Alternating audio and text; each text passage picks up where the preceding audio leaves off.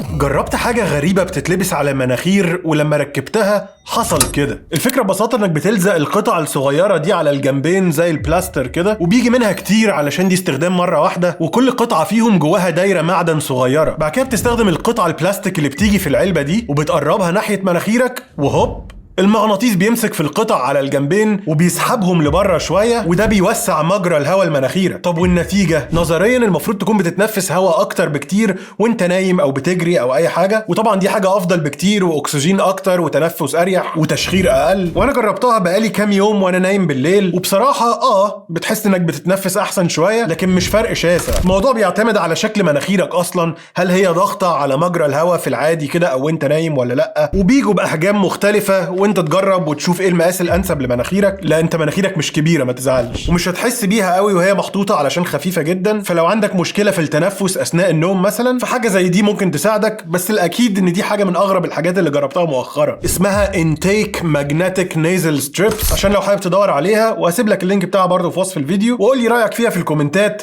حاسس ان حاجه زي كده ممكن تكون مفيده فعلا، وما تنساش اللايك والفولو علشان تشوف اختراعات اغرب من كده كمان.